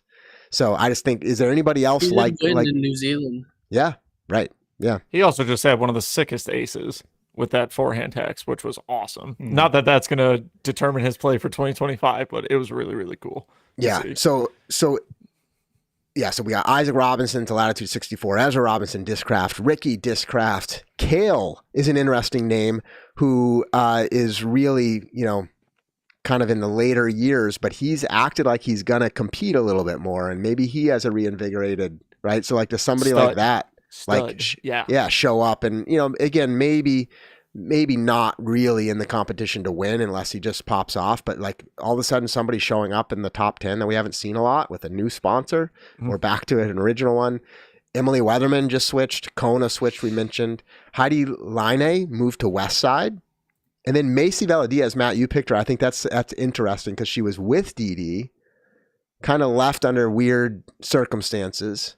And then is back with Dee and familiar with those discs. And also, you talked about Katrina Allen kind of re-entering the sport after life changes, having a baby. I'm picking both of the mothers. That's kind of funny when you say it that way. Yeah.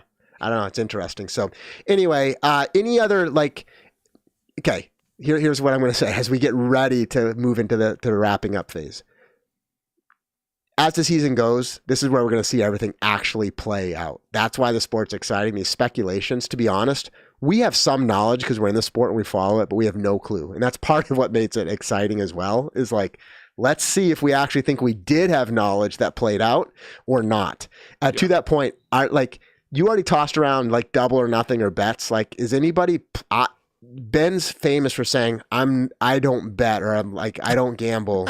And he's like, but I'll bet you $20 that such and such isn't happening. Are there before the season starts, is there anything on the line, or are we just rolling with it week to week?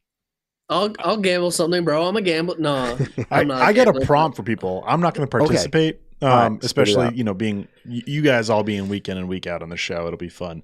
But I had two. One was kind of a little bit obvious, such as Isaac versus Ezra Robinson, who finishes better. Let's say Pro Tour points. You could also do who has more wins or whatever. But I like Pro Tour points. I feel like that's always a good battle. And then, another one that I was really pointing right at Nick, which I thought it would be a toss-up, but now after hearing his season-long lock, I don't think it's a toss-up whatsoever, is who finishes higher in points, Paul McBeth or Anthony Barella, which Paul McBeth won that battle this past season. Yes, he did. And then one more points battle, just because I think this might be the most interesting thing going into the season, just because there's so much to it. But who finishes first in FPO? We had Missy Gannon win last year. Holland Hanley's getting better every year. And then Kristen Lott's probably the consensus number one, but because Pro Tour points, you have to all the way up to keep the top 11. She might not hit that threshold or be just at it that she doesn't get to drop some bad finishes. So it's who finishes top one in FPO, I think is going to be really exciting. So three Pro Tour standings based bets that could happen. Okay. So then I want to ask, would anybody on here take Isaac over Ezra? I'll take Ezra if someone wants to take Isaac, and I'll put money on it. Nobody? I'll take Isaac for 10. I'll take Isaac for 10. Nick, I knew someone was like, dude, no, we'll Isaac's got it. We'll do $10. Yeah, $10. Yeah. All right. Yeah, we'll do it 20. for 10. What? We've been doing 20. Ben, you're in on 20? What is this slander? I'll do it for 20.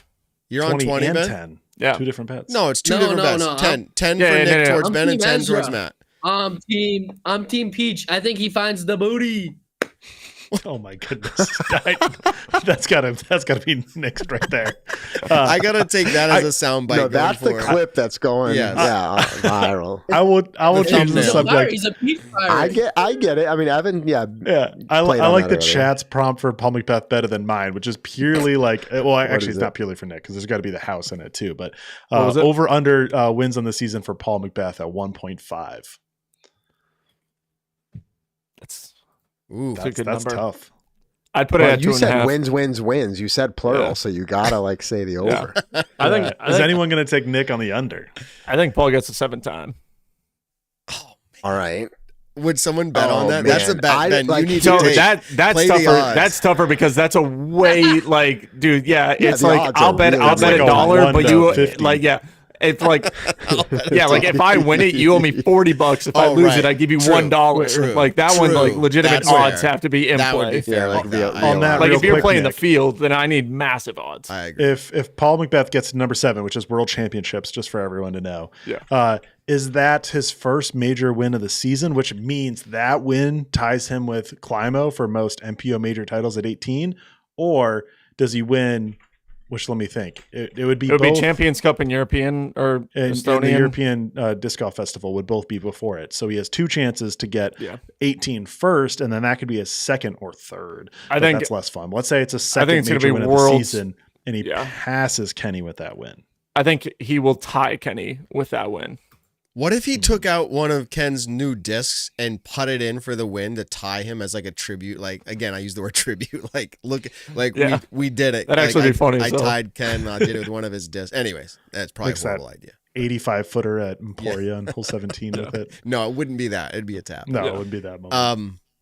This is good topics. The chat is like awesome on all these takes tonight. I really appreciate all this input. Yeah, I mean, people are saying like Goose. I thought about him for a bunch of different pick categories, but until he shows me that his putting is consistent, it's just hard to pick.